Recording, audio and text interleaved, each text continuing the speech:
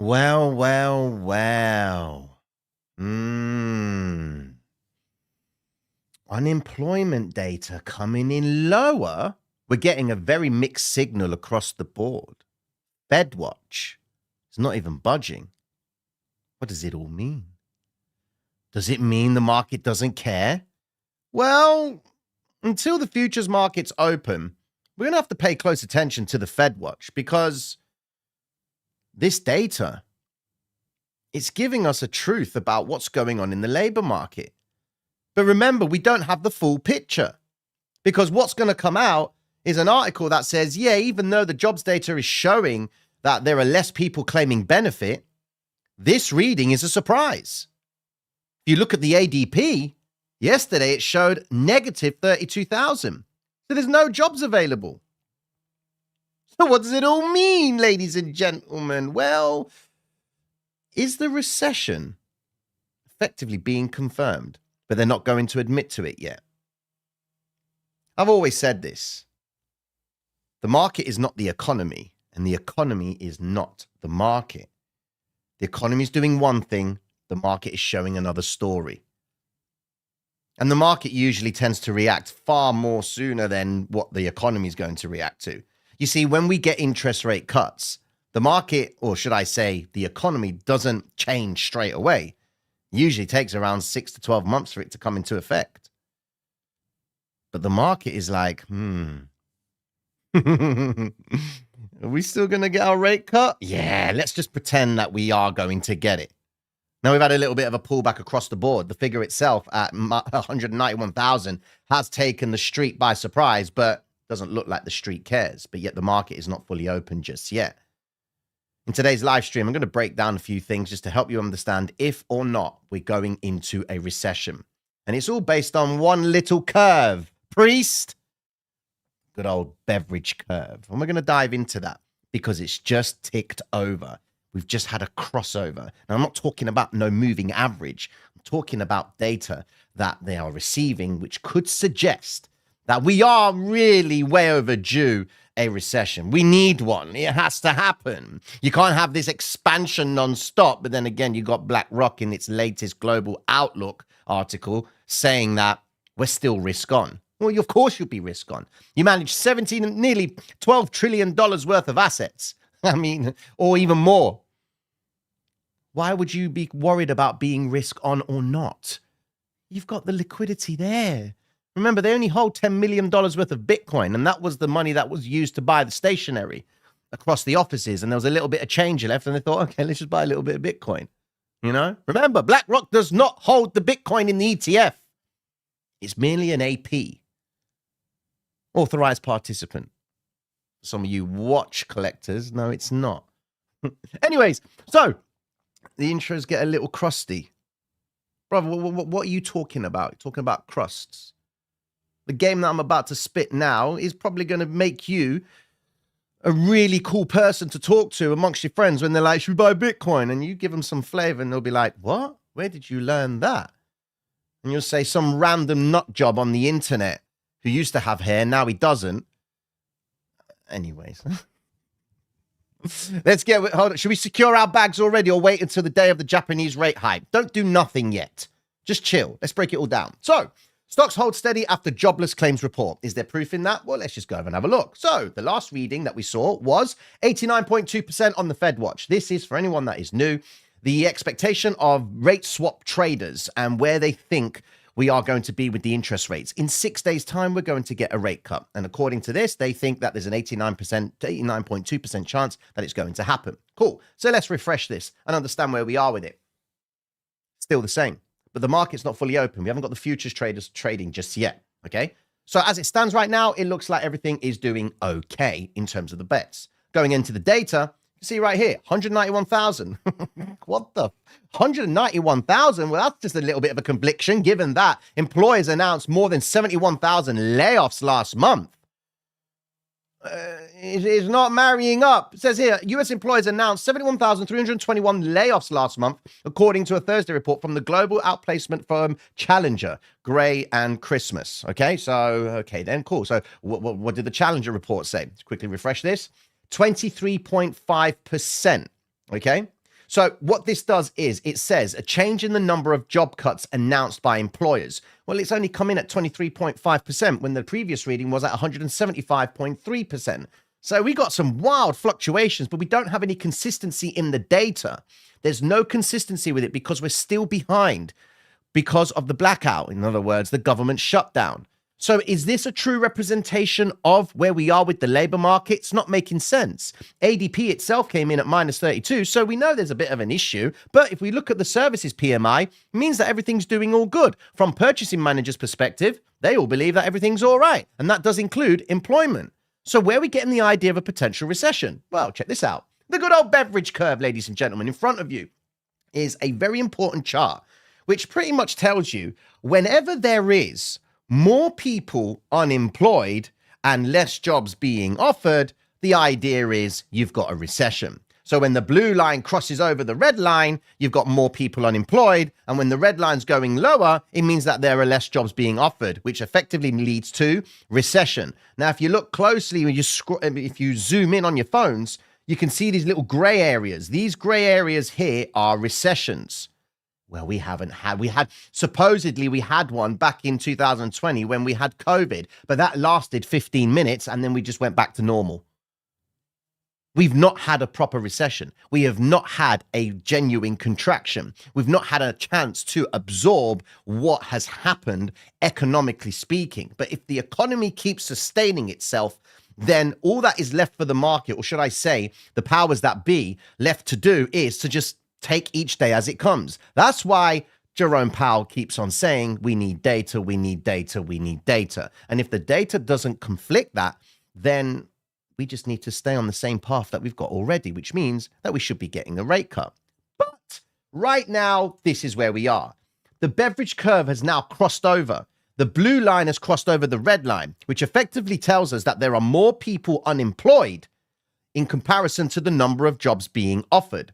If there is more of an expansion here, then we can assume that as it expands, we're probably going into a recession.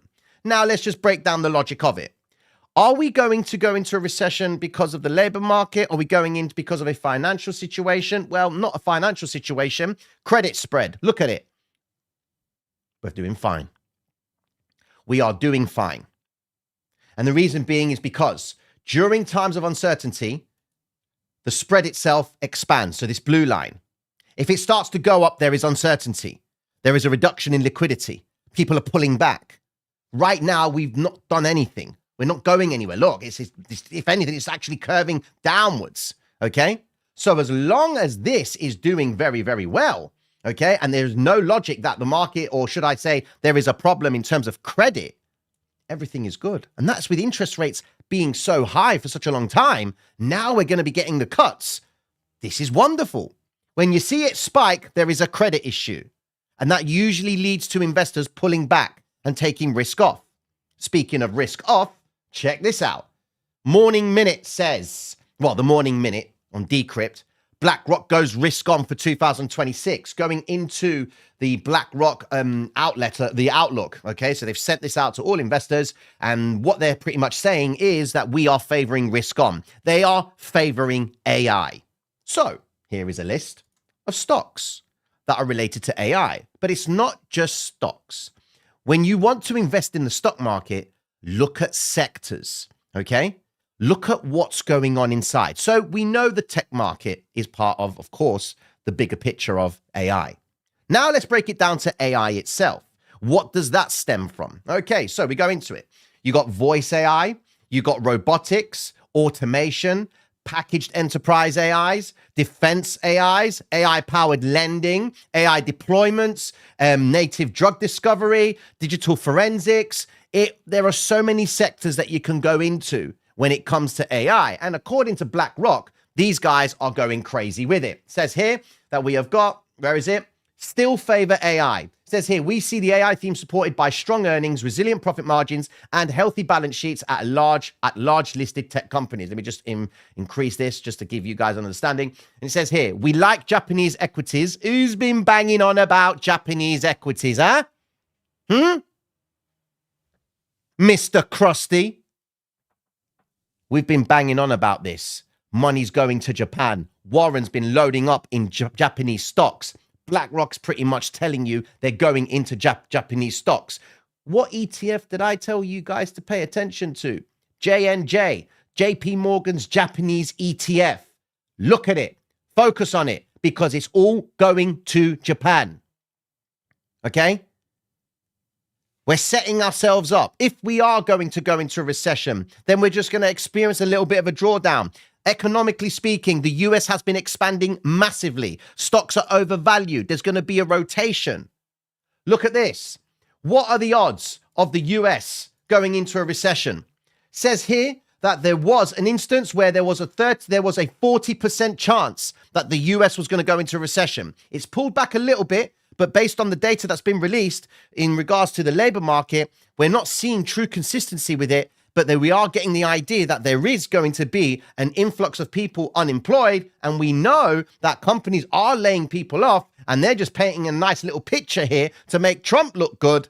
Well, putting it into perspective, there was a 40% chance that the US was going to go into a recession. It's pulled away from that, but it can easily go back into it. Check this out, though. The Eurozone. The Eurozone, 4% chance of it hitting a recession. That is wonderful. Okay? That's brilliant. So where do you think money's going to go? If we've got the unwind of the carry trade and we've got the Japanese themselves with a bit of a problem, because this morning, well, if that's not asking for trouble, then I don't know what is. Yes, this week, we started the week off at 1.84%, okay? Then what happened? It's gone to 1.9. Ladies and gentlemen, if this hits 2%, I will not be surprised if the Bank of Japan declare an emergency rate hike. This is not sustainable. It's not.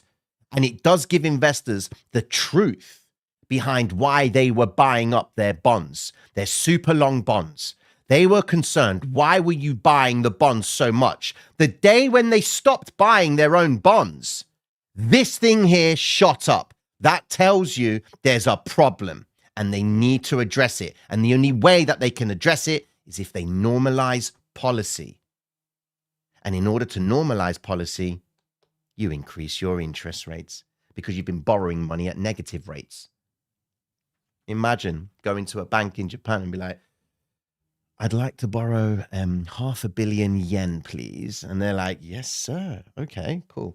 So what would that cost me? Excuse me? Oh, no. We are honored that you want to borrow this money from us. Take it. Just make sure you pay for the parking. And you're like, I'm out of here, man. Let's go change this stupid yen. Let's go change it to dollars. Let's go buy some stocks, man. Woo! NASDAQ, Nvidia, they're all pumping. We are flipping rich. We've made bank. Wonderful. And Mr. Japanese dude comes along and says, haha, my friend, thank you so much for taking the money. But there was a little bit of interest, but it wasn't much. But we're going to increase our rates. It's still going to be low, but, you know, how's that going to look for you? Because you do own 500 million yen. You borrowed quite a bit from us. What's that going to be like for you? Are you cool with that? And then you're like, whoa, hold on a second. You're increasing your rate. No. I don't like the idea of having to pay more. Forget that. Let me just unwind. Let me get my dollars, sell them, because they're not even giving me anything anyways. I'm buying stocks with a depreciating dollar with no purchasing power. What's the point? Well, everything is overvalued right now. NASDAQ is all the way up there. Nvidia's just staying at the highs. Google's making all-time highs and what have you. Come on, man. I've earned my money. I've done really well compared to the last time when you increased the interest rate, and I did borrow the money back then, August the 5th, 2024. I mean, look at where we are right now, a year and a bit later. I've made some change. Cool. Let me just unwind and give you the money back so you don't charge me too much. Mr. Japanese guy's like, okay, thank you very much, my friend. Thank you so much for that. You're helping our yen go back up in value. Just make sure you pay the parking fee. That's what's going on. And this right here is that sign. They are really pushing it to allow this amount in yield. What do you think it's going to do? It's only going to encourage investors to step into yen. And of course, BlackRock is one of them, let alone Buffett. So you've got quite a bit of money paying attention to Japan. So get ready for the unwind. get ready for the idea the US will more than likely go into a recession. That's my expectation. They don't know what to do with inflation, ladies and gentlemen. It's stuck. It's there. It's cement. But then we got the tariffs. So, hold on. Not so long ago, all the Fed speakers were like, tariffs will, of course, be causing a little bit of a problem for us, maybe a blip in the whole story. We've got to be very careful because the tariffs are inflationary as well. Some are saying it's deflationary, but you can appreciate that, these tariffs are causing us an issue. Then a couple of weeks afterwards, they turn around hearing that there is a new position in the Fed chair. Don't worry about tariffs. They're all right. It's only a blip in the system. We'll overcome it. It's all good. But, we're going to favor the rate cuts. It's an absolute shit show. Credibility of the Federal Reserve is already in the bin. And they're just scurrying. Maybe this new guy, Hassan's going to step in and be like, well, listen, Trump picked me. Drop it down to 2% interest rate. How about that? Eurozone's like, whoa, hold on a second. We can't have that. We're at 2.14. And if they drop it down to 2%, that means everyone's going to go put their money over to dollars. And that means the euro's going to go down. We've already got inflation going up. We might have to increase our interest rates. What are we going to do? That, ladies and gentlemen, will cause chaos if they were to cut the rates so aggressively. Short-term, the markets would pump, but then the idea of a climatic explosion to the upside will then get everybody committed that the US is the resilience, it's where the money is going. But ladies and gentlemen, you still owe nearly $38 trillion worth of debt, and for every dollar that you earn, you owe 122% on top, okay? What kind of business model is that? Well, it's the printing model. That's what it is. So where does it leave us with Bitcoin?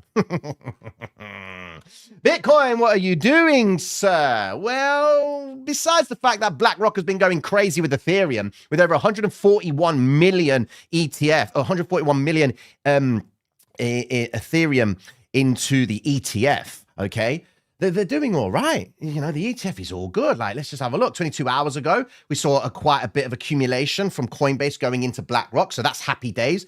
Outflows, they've been a bit aggressive with Ethereum 2 days ago. They were selling quite a bit of Bitcoin, and then they sold 10, 20, 30, 40, for nearly 44,000 Ethereum. But then, of course, we're going back into Bitcoin, and then all of a sudden we bought another 3, 6, 9, 11,000 Ethereum. So shave off that 40,000, bring it down to 30,000 negative. So, okay, cool. We're all right. All right. There's been a bit of activity going off. Breaking it all down for price action, you got Bitcoin still holding at the 50 EMA, which is nice. That 92,500 region is looking sweet. Going over to Solana, same story. I mean, we've got this imbalance down here, which is a bit of a problem for me. But nonetheless, Ethereum is really the dominant one. It's the only one that's taken the 800 EMA on the hour time frame. Bitcoin is yet to take that range. Solana itself is yet to take that range, which tells me that Ethereum is leading across the board in the sense of Bitcoin and Solana. Now, I always focus on those two asset classes. But more importantly, USDT dominance, what does it leave us with? It leaves us with a potential zone that investors could effectively start buying, or should I say start selling the Bitcoin to lock in the gains. What we're going to anticipate is that this rally to the upside from the yields earned on the dollar is going to effectively bring it back down again. And that's only going to be on the basis that they do decide to cut the rates. If the data that come out today does not make the market budge, then okay, we're all good. We've absorbed it. All right. Tomorrow is the main thing, but we are waiting to see if we are going to get that data. It looks like we are going to get the core price index, the core PCE, which is very important at telling us where we are with inflation. Because if we see this tomorrow coming into play as a higher price or a higher reading, we have a problem with inflation. And then that's when the expectation of interest rate cuts might be adjusted. However, 25 basis points is where we're going. So that puts us into the new range of 3.75, 3.5%, which is what investors are betting on right now. Quickly going back into it just to see where we are, if it has been adjusted or not. And we go into it, 89.2. Nothing is happening just yet. Looking at where we are in terms of the futures markets and what's been busy, the Nikkei, Japanese index, look at it. It's up nearly 2%, ladies and gentlemen. Where's the money going? It's going over there. It's rotation. Let's rotate out of the US, go into the Japanese, go into the Japanese, going back into the US, go from the euro into the Japanese markets, then go back into the US. When the US gets a discount, that's when the guys in Japan and euro then see, okay, dollar's going to start going back up again. Because investors are starting to plow back into stocks. They've hit a premium, they've hit a discount, happy days. When the stock bond ratio does decide to rotate and show that the stocks are way overvalued in comparison to the bonds, then that of course means that we've got overvaluation. So when the stocks then drop and then the bonds go up, we're then going to go over again with the idea of overvaluation, which means that when the bonds are overvalued relative to the stocks, it means that the bond market is going to sell off and then the stocks are going to rise back up again. In other words, investors go from low risk to high risk. What we want is to see high risk and low risk happening at the same time. Right now, we're stuck in the same spot where we are at high risk because the stock market's at all-time highs. The bonds market are deemed as low risk, no interest, which is why you are seeing the yields right now trading positive, up for 0.8% on the 2-year, and then you've got the 5-year at 0.8% again at 3.6, 10-year itself at 4% nearly, and then you've got the 30-year coming in at 4.7. These levels are very, very good for the stock market. So with the expectation that investors believe that the market in the future is going to see lower rates, that's good because 2-year is at 3.5%. Happy days. 5-year at 3.6%. Happy days. 10-year, happy days is at 4%. We don't have any yield inversions, which effectively means that the lower yielding bond markets, as in the 2-year, you're not earning more holding a bond for a shorter period of time. So when the 2-year trades higher yield than the 10-year, it means that investors are plowing into the 2-year rather than the 10-year because their expectation of the future is not looking good. So they'd rather lock in money for shorter periods of time. That's where the yield inversion comes into play, or yield curve inversion, which can be a signal for recession. So are we going into a recession or not? What if we're going into a jobs recession? Because if the economy is still sustaining itself, then the jobs market could be going into a job recession. Then we're waiting for the companies to actually push people to get back into work. But when you've got AI doing everything, what's going to happen there? Elon was right. Working is going to be an option, you know? Anyways, Bitcoin. Let's dive into it. Right now, Bitcoin. Seen a little bit of flavor yesterday. 24 million on the bid side, which is good news. Cool. There was an order up here for $85 million of Bitcoin to be sold. Very interesting. Is now a time to be buying or selling? Come on, answer. How many? Question. What is your timeline for this possible, more than likely recession? 3 months, 6 months? Wait. By January, we should have a good idea if we could be going into a recession. Actually, no. Let's say March. The reason being is because we need to see if the impact of the rate cuts is actually going to help companies. That's what we need to see. Even though credit itself, look, credit is still good. Credit is awesome, okay? We have problems when there is going to be an issue with credit, all right? Let's just quickly go over and look at this. The reverse repo, okay? Where are we at with this?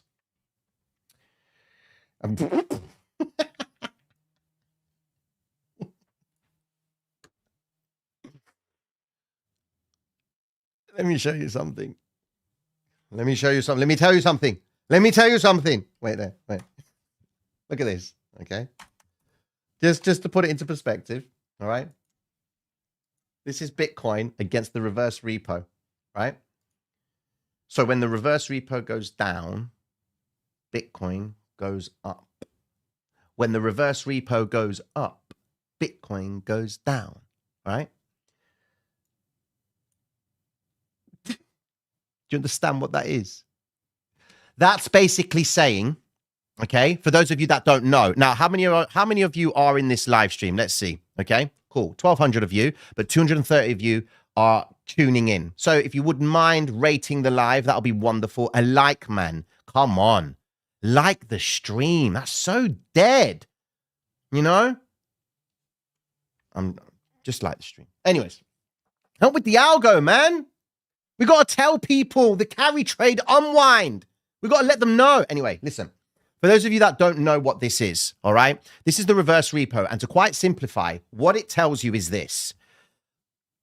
The US government approaches Wall Street and says, welcome, ladies and gentlemen. We have a savings account for you.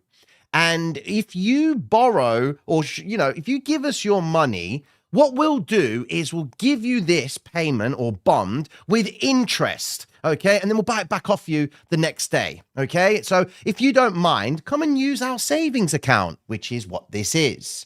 What does this savings account tell you? It tells you no one's interested in investing in the US bond market. They're not interested in parking money with the Fed. Okay. What could that mean? Well, it means that they're going elsewhere.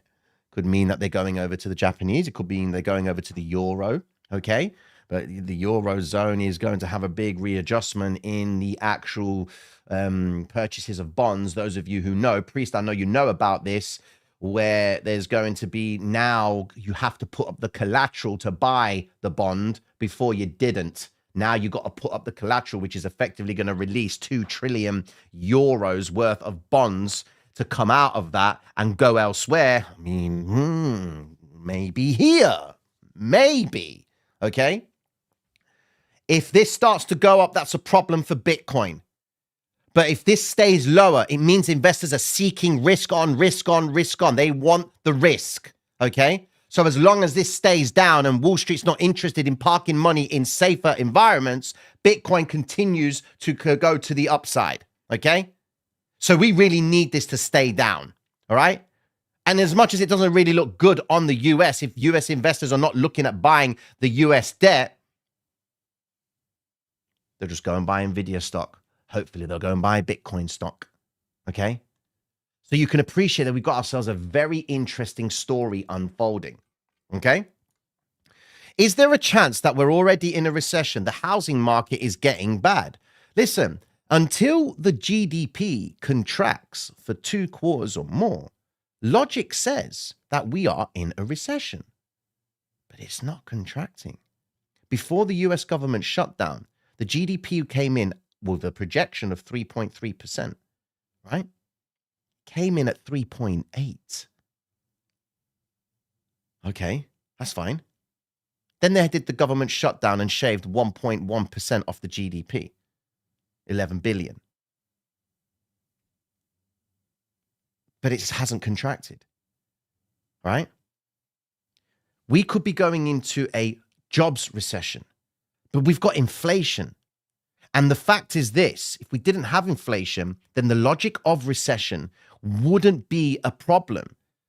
But because we are going into a jobs breakdown because of how high the interest rates have been, inflation's still there, which is increasing the odds of the recession coming into play.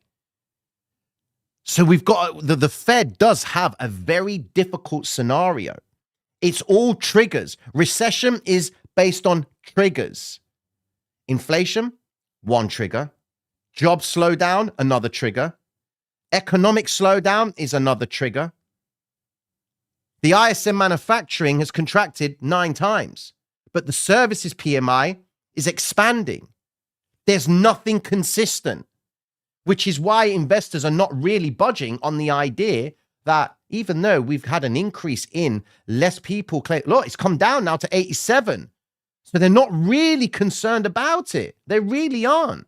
Because at the end of the day, it's about interest rates. Is the cost of doing business going to be cheaper or not? And that's what they're looking at. People will look at the data and say, oh my God, it's bad news, it's bad news. No, it's not. It's not bad news because they don't care about it. And that is evident with this.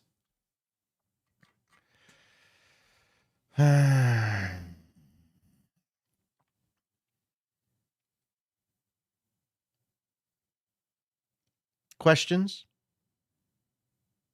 The Australian market is fried, my dude. Yeah. Today, Tino, you say we buy on the way up. Here we go. Tino, you say we buy on the way up, but you always say smart money sells into the rise and buy on the way down. How do these correlate? You've got to understand what smart money is doing, okay? So let's just look at it like this. Market maker always likes to do the following, okay? There's a price point. Here's another price point. At basic entry level, he sells above and he buys below, okay? What market maker really does is, of course, he plays the spread, Okay, so he offers the liquidity and plays the spread and benefits off person buying at bid, selling at ask, buying bid, selling at ask. And he's exploiting that middle bit. Okay, but when he starts to put his own money at work, okay, he'll always sell above and he'll always buy below. Now, that's just a basic entry point, okay, a basic form of execution. What if he's been buying and selling for a period of time? Which means that at this price point here, he is in effectively negative gamma, okay? That means he needs to get to delta neutral, which is down here. So what's he going to do? He's going to anticipate that if at negative gamma, which is effectively the exposure, right? He's going to have to do something to get prices to go towards the area where delta neutral comes into play. So that means if prices start to work lower, he's going to keep selling the underlying so that he can then get it going, sell into the weakness, okay, to hit this delta neutral point. Once he hits that delta neutral point, he's at reset, which basically means he can start buying again, okay?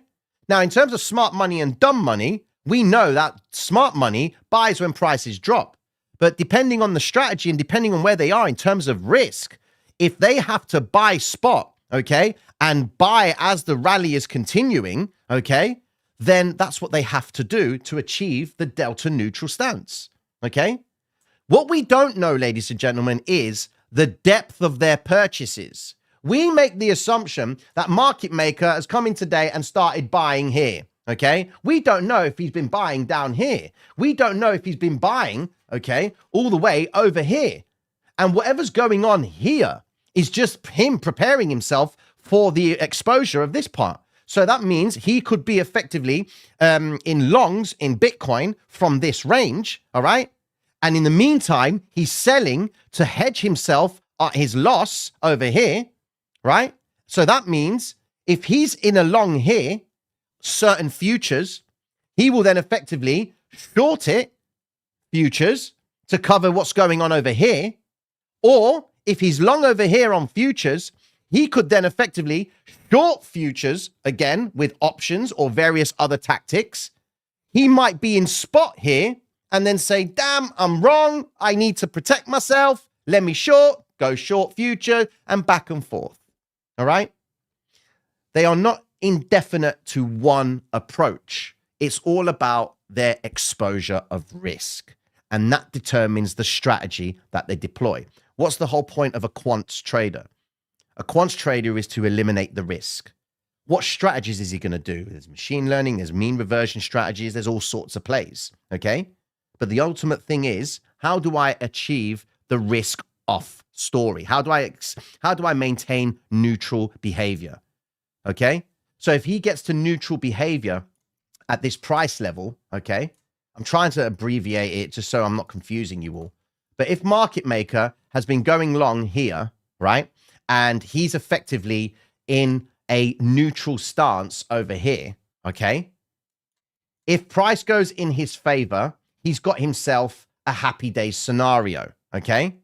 If price goes against him, he then has to adjust his position by doing something different. That could mean either buying spot on the drop or to effectively anticipate that in the future it's going to go back up and he's going to make an earning off that, or he's already in spot, he's going to have to go short futures to cover the actual exposure that he's got here. So even though he is short, he is long on spot here, and price has come down here, he's profited from the move to the downside, and then he will wait, because at that point he could be at delta neutral. Before, he was at delta neutral, but then it started to go against him, and then he knows that if he shorts, he's going to get to delta neutral when it hits this price point. You see what I mean? It's quite confusing, but that you're asking me, what is the market maker's model to the T? No one knows. But based on the way they maneuver price and the strategies that we know that they have at their exposure, we can make an assumption and say, okay, that could be it. Just go and look at options data, okay? The gamma exposure, the delta. And the delta is not the same delta when you're looking at the net buys and sells. Delta is the implied volatility of what a move could do above or below a certain price. It could go up $2 or $3 or down $4 or $5, okay?